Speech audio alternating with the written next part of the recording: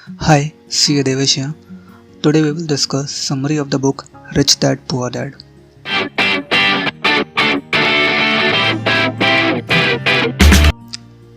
We will discuss the major points which have been explained by the author in the book. The author starts with the definition of asset and liability. The definition of asset and liability is a bit different than we usually study in our textbook.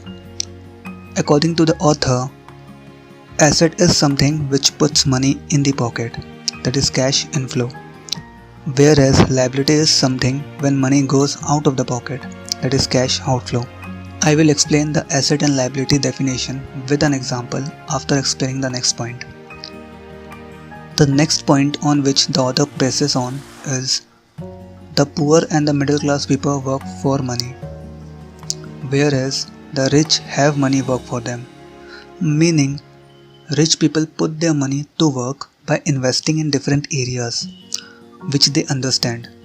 Say for an example, some rich people invest in real estate and generate rent every month and enjoy capital appreciation of the assets as well. Some invest in new startups or businesses and get profits at the end of every year. Some write books and get royalties on the sale of every book. See, wherever they have invested, they are getting cash inflow in return, which satisfies the definition of an asset. Real estate investment has provided rent, which is a cash inflow. Businesses provide profits, which is a cash inflow, and books provide royalty, which is again a cash inflow. Whereas poor and middle class people work for money by lending their services to a company and get salary in return. The disadvantage here is that cash inflow is only from one source because you have to devote a whole day in the office and you have to do this for the rest of your life to get cash inflow from one source.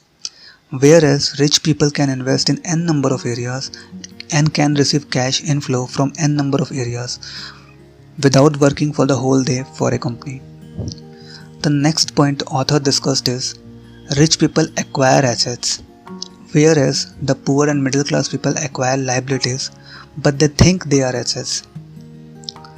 Rich people acquire assets as we have discussed earlier and get cash inflow from various sources, whereas poor and middle class people acquire liabilities that they think are assets. Say for an example, middle class people buys car considering it to be an asset. It's an asset as per the textbook definition.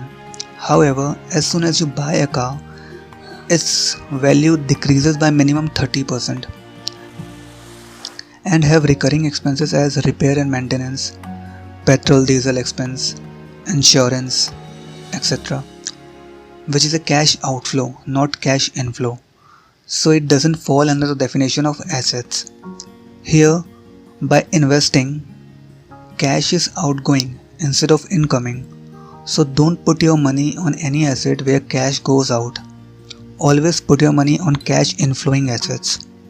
The next point is the rich focus on building their assets column, whereas everyone else focuses on their income statements. Rich people keep adding their saved cash inflow into their asset column by finding more real estate properties, new businesses, new startups, etc. They are always in search of new investments.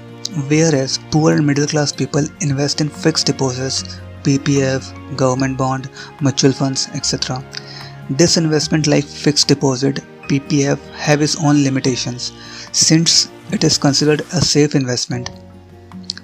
Therefore, it provides low returns. Gone are those days when mutual funds were used to provide 15 to 16% return. Nowadays, mutual funds hardly provide 9 to 10% returns if you have chosen correct mutual funds by doing thorough research. I have made a video on how to select the best mutual funds. Please watch it to get an understanding of it. So according to me, it doesn't make sense to invest in mutual funds nowadays for getting extra 2 to 3% return and risk your capital by investing in the market. Fixed deposit and government bonds provide 7% return. Then why risk your capital by investing in the market just for extra 2% return? Middle class people invest in these assets and get 7% return.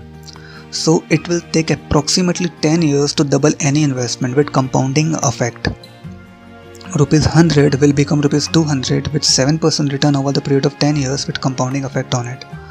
Furthermore, only 10 to 15% of the salaried employee cares to invest. Remaining does not have money to invest, or some people don't bother to invest. Thus, rich people multiply money faster than the middle class because they have large money to invest, which will provide obviously large cash inflow, and moreover they invest smartly so they get maximum returns out of their investments. So whenever the next time you hear somebody says why rich people are getting richer and poor people are getting poorer, it's because rich people's cash inflow keeps on rising as the day passes, and their asset column also keeps on rising because they invest smartly, unlike poor and middle class people. Author states anyone can invest like rich people. For that, you need to learn following things. Number 1 is accounting. Second is investing. Number 3 is understanding markets. Number 4 is law of the land in which you are investing. It takes years to learn all these things, and when you do get the understanding of these things, you will be able to see things only few can see and understand. So this is it from the book of Rich Dad Poor Dad. One last thing, the concepts which I have discussed in the video are from the book. However, all the examples are made by me to explain the concepts clearly. So I recommend you to read this book so as to understand all the things in detail. And if you have any doubt, please comment on the comment section box below and I would love to help you. That's it for now. Thank you, take care and goodbye.